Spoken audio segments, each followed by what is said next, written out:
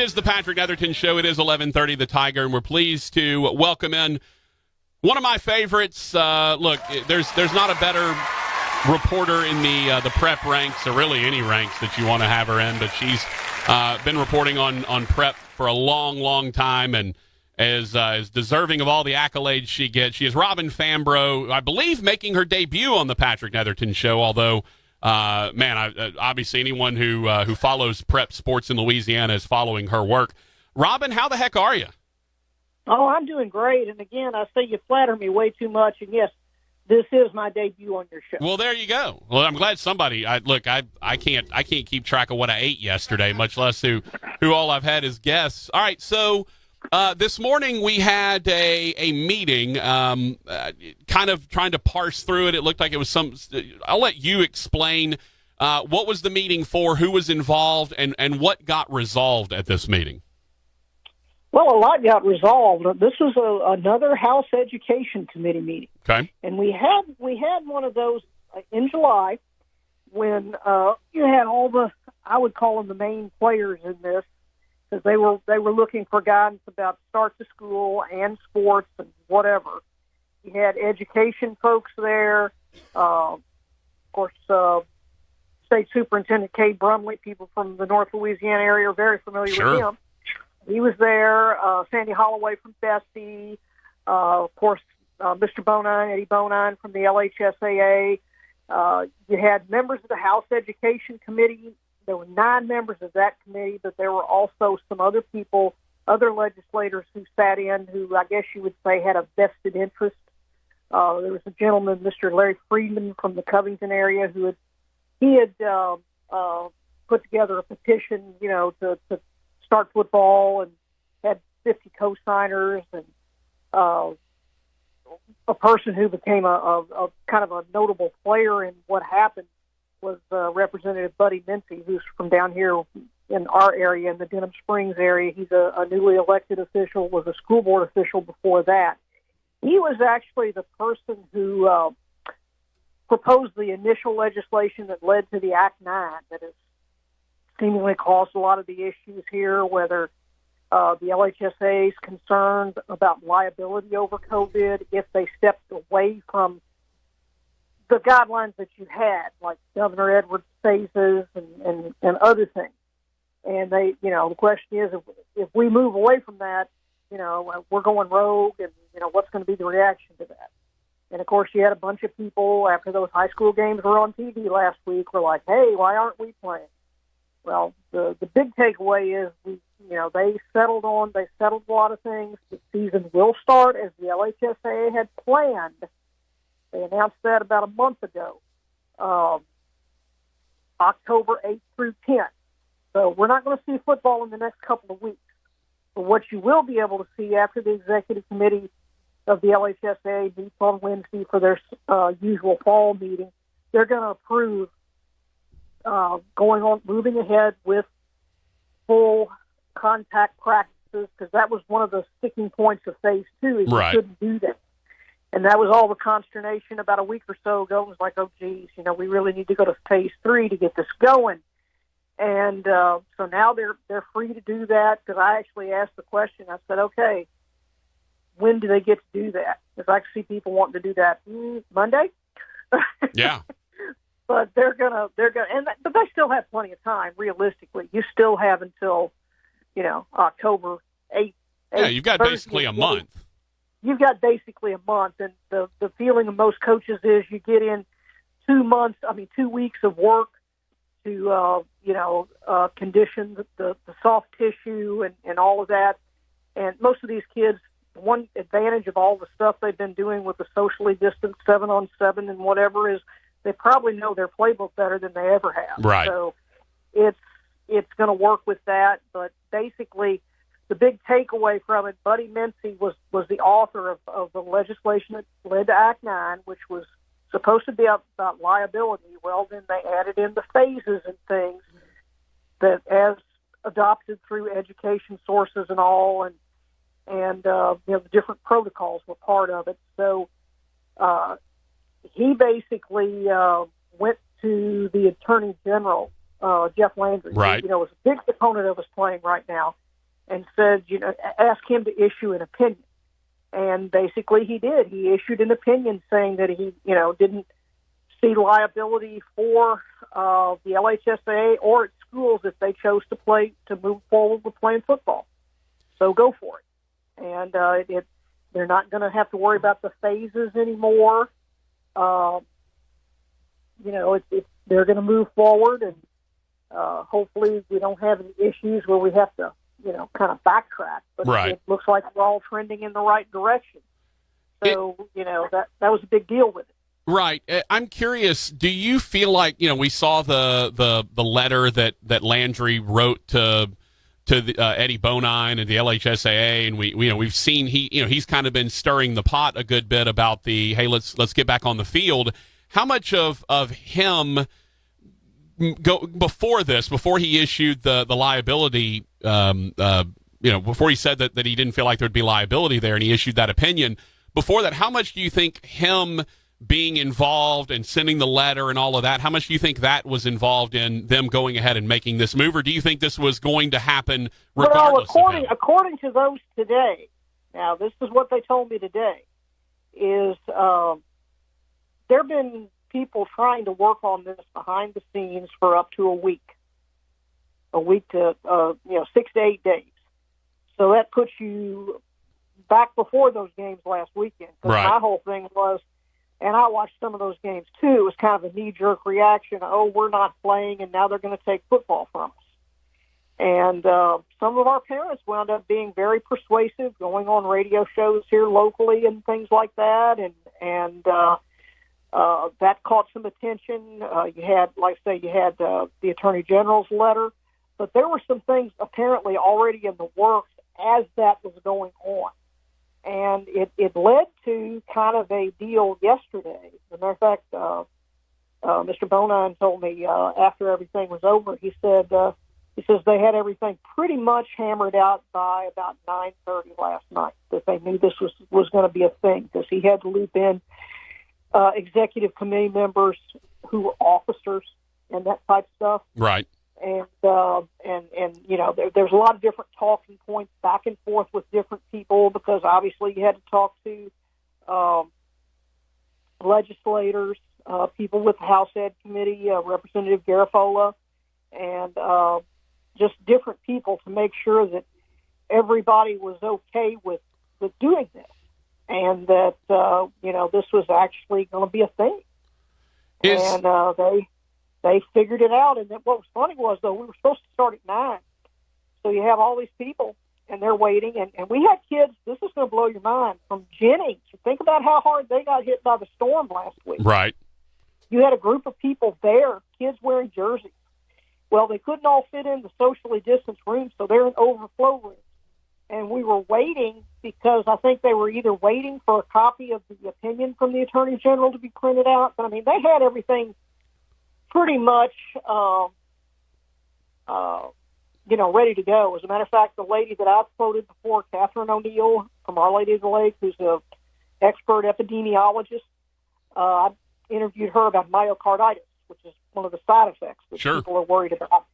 They have a letter from her saying that they feel like, go forward. I've got a copy of it here. So, I mean, they kind of set the table, and it was kind of a cool deal. And really, you had all these people lined up to state their case for why they should play, and they really didn't need to do that.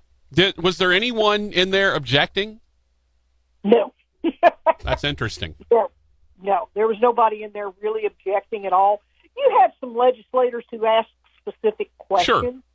And, that maybe they got from constituents, and there continues to be, and I guess they'll continue to have discussions about spectator capacities. I had a principal call me when I got home here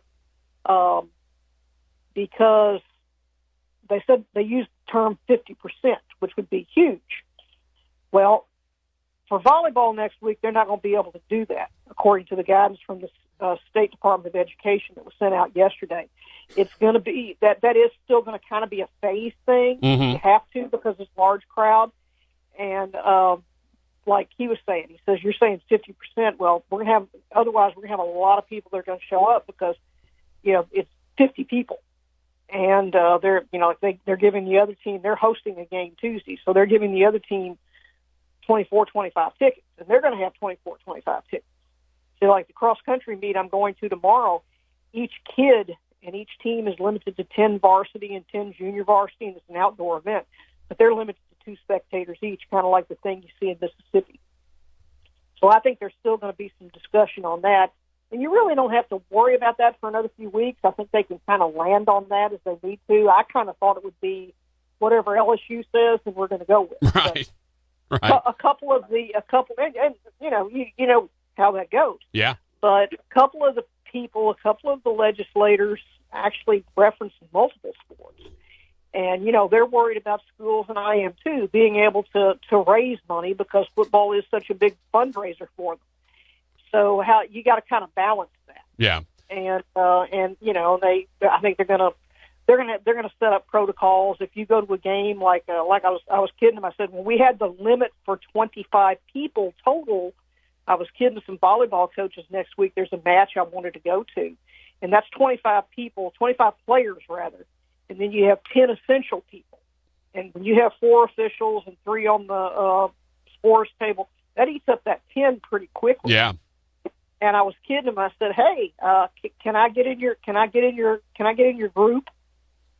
Yeah. Where you're going next Tuesday." Hey, put a uniform on. And the answer was, "I'll talk to the other coach." And I was telling our photographer, I said, "Hey, we can probably do that now." And I joked, we've got a couple of schools that have one that has a balcony, and then another one that has kind of a raised bleacher area. Mm-hmm. My question is there because I talked about it with the coach. She brought it up. It says, if you're up there, I don't think you're part of our limit. Hey, whatever makes it work out, right? Yeah, and I mean, I mentioned that to our photographer. Says, "Oh, that's a great place to shoot from anyway." Sure. Perfect. So, works out just right. Robin Fambrough, the prep writer for The Advocate. All right, so are there any more steps, or is this done? Is there like a full vote that needs to happen? What's the next step? The executive committee just needs to ratify it, and he's going to make a proposal for them. So the LHSA's regularly scheduled fall meeting is next Wednesday, the 9th, and they do a lot of different things. But one of their first orders of business will be to say, "Hey, we got all these people working together, and they say we can move forward with football and practices with he's going to get his board to approve it, and once it's approved, that's the final step." And right. The legislators and the other people, they've already kind of hammered out their part of it, and it was you also had of course the education people are also going to say, "Well, we're not really over the LHSAA." But then the LHSAA has always said, "Well, we're kind of in lockstep with them." So I wrote about today, it's kind of a cycle thing. And then the legislators had the same problem because here they voted on it and and it was a law. It's a law now. And so, wait a minute, you're going against the law that it's just a bizarro thing. And then you throw in phases and the Attorney General. That was my other analogy. It's like having a 3-lane road and everybody's on the same side going in the same direction, but they may not be going the same speed. Yeah. Well, I mean, I think you summed up 2020 perfectly. It's pretty bizarro. I think that's just the whole year at this point. The other thing that I'm curious about, and this seems very nebulous no matter what level you're at, colleges, NFL, NBA, on down all the way to the high schools. No one seems to be able to say what could stop this, right? What's the level of, okay, we get an outbreak on a team. And that wasn't really, well, they're going to have protocol in place. Sure. As colleges do, where that was a big point that was made. If you have a team or something happens where they have to miss a game because of a COVID outbreak, right, that won't be a forfeit. It won't count against them. So that's huge. And between you and me, I know of a volleyball team that's missing a game next week, but it's a non-district game, so they just canceled it. Yeah. But that's it would have to be something catastrophic. You know, I mean, because you've got people in other places. As a matter of fact, a lady came up and showed me her little chart today and says, I'm the one who did this. And, you know, and showed Louisiana being the only one not playing. And Right. I said, yeah, but there's something, you do have something that's not totally correct here. Not all of Texas is playing. The 5A and 6A schools in the large metro areas like Dallas and Houston won't play for another 2 or 3 weeks. That was announced a month ago. Yeah. Well, So it's fascinating to me because, I mean, really everyone is basically we're all trying to steer a ship in a fog right now. You know, we are. This is such uncharted territory for everyone. And you can't compare this to college or NFL or anything else because, as a colleague of mine pointed out in a column this week, and I pointed out also, you don't have the same protocols in place. I mean, those people, whether it's LSU, Tulane, because Dr. Greg Stewart from Tulane heads up the LHSA Sports Medicine Committee, they have the capability to do testing and do remediation and other things that high schools don't have. Yeah. So, I mean, it really is, to a degree, apples and oranges. And I do agree with Bonan made a reference, too. It was kind of an offhanded thing. He feels like, and probably not incorrectly, that if you start all of this and the kids are doing the physical practices in full gear next week and you're, you know, locked in on the season, you've got less of a chance of these kids going out and gathering in places that, you know, perhaps cause problems. Yeah, that's true. I mean, everyone's searching for the proverbial bubble. That's what everyone's looking for, just trying to find a way to bubble everyone up so they don't get exposed to anyone else. And they went over a bunch of other protocols too about family members and all of that, and really, to be honest with you, he couldn't really address that very well. But I mean, all of us have had schools that have had to deal with that. Yeah, I don't think anybody's capable of addressing anything that well because we just don't know. Everything's just so unknown. But the example they had was what happens if you have a kid that has a family member that has it. Right. And that happened to one of my schools in June. The very first time they started practice, day after the first practice, Dad calls the coach and says, so-and-so and so-and-so and all these people live under the same roof, and our family have this. And he was told, okay, then Junior or whoever the kid is, he can't be here. He has to quarantine for 14 days. And then, of course, in true nature, where we're still trying to figure this out, bless their heart, they leave practice the next day, and all the kids are getting in cars and stuff. And the kid who was supposed to be quarantining was there to pick up 3 other kids. Yeah. Well, and again, and then there's the issue of, you know, are you sure everyone's reporting everything that they're supposed to be reporting? You're relying on them, you know? That's the question. See, the LHSAA is not over summer practice at all, so they weren't required to report to them. They got a lot of FYI reports. And in other states, it's different. When I interviewed the director of Georgia about 2 months ago now, he was getting the numbers for the age group for high schools for COVID weekly. And he, you know, they don't have a phased approach, you know, all of that, so their general approach is different. But he could base a lot on those numbers, and I've had coaches who've been throwing numbers at me for weeks, and it's like, dude, you can make these numbers say anything you want to. Sure. And I had one coach who tried to send me the thing, and it was false, about only 9,000 total COVID deaths. That was something somebody had taken a CDC picture. Yeah, that was the latest conspiracy theory that only 6% of people have died from COVID. Right. Yeah. That stuff is out there. So you can take numbers. And I kept telling him, I said, the number if you have to cite numbers now, the NFHS came up with a really good one. You've had teams that have played up to 3 games already, and they have no reports of any COVID cases based on contact from football in the schools that have been playing. Yeah. So that's huge. Yeah, that's a positive. And again, you're talking about all over the country. Yeah, and we're we just didn't know at this point. And again, we're running. The only thing I've had issue with, Robin, is I didn't like that the unpaid kids, the college kids, the high school kids were the ones we were running out there as the guinea pigs for if football was going to be an issue. I would have much rather the pros be the first ones to play football. Now, they will here in Louisiana. The pros will go out before the high school kids will. But I would have much rather seen the pros nationwide be the first ones to go out there and take this risk before I'd rather the unpaid kids. Absolutely. And I told somebody months ago, because and Eddie did a good job of going back through it. This has been a hard time for an executive director and for people who know that. He said, he thought his toughest decision was when they had to decide what to do with basketball. And we wound up being one of the only states that played out our basketball season. Several others had to shut down during their tournaments. Then he found out that shutting down your other seasons and championships, that was really hard. Yeah. And so each step along the way has just been brutal trying to make that decision. And I told somebody in either May or June, I said, I don't know where this thing's going. I said, but I will be thrilled if we only miss 2 weeks of the season. And I said, but my best guess is we're going to miss a month. And I was pretty close. Yeah, you were right on there.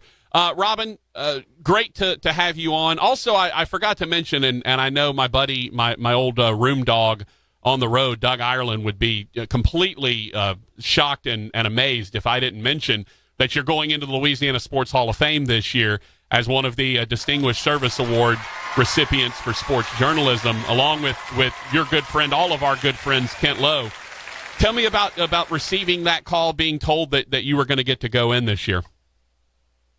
It was really amazing, and I always say people flatter me too much. I like what I do. I've had a lot of people over the last few months that have asked me why high school sports, and my answer is why not. And it came into a situation when we moved to Baton Rouge. It wound up being a great fit for me. I've done it for a long time now, and I was inducted in the High School Hall of Fame, which was huge. And it was when they voted on that, I was not. In both cases, I was not in the room. Yeah.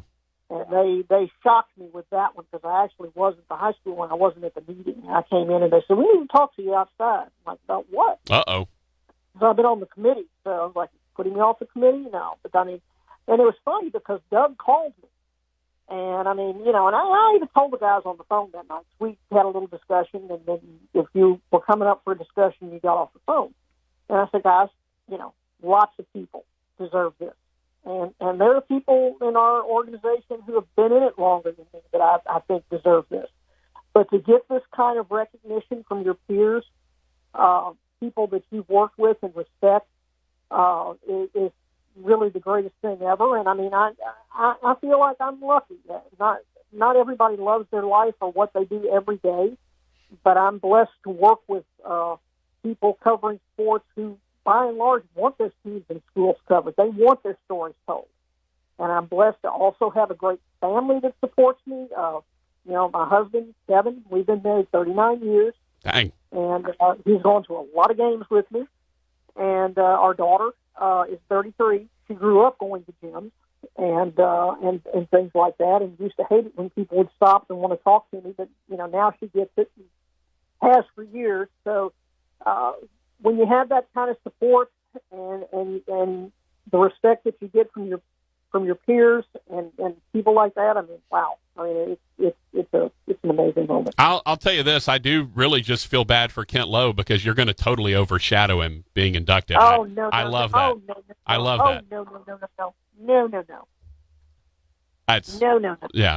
Kent and Doug Ireland are Mr.'s Hall of Fame. Yeah, I love all of y'all to death. I get to do a little bit of work with the LSWA with doing on the broadcasting side and whatnot, right? And that's fun. But man, y'all are just the sports writing community around Louisiana is such a great community. I love having met all of you and getting to work with all of you from time to time. It's been fantastic. And look, I don't talk a lot of high school sports on my show. We're a lot more college and pro ranks. So it was good to finally have you on, Robin, and chat a little bit. It was nice to talk to you. Well, good deal. Anytime. Robin Fambrough from The Advocate. She is the GOAT when it comes to prep sports in all of the state of Louisiana.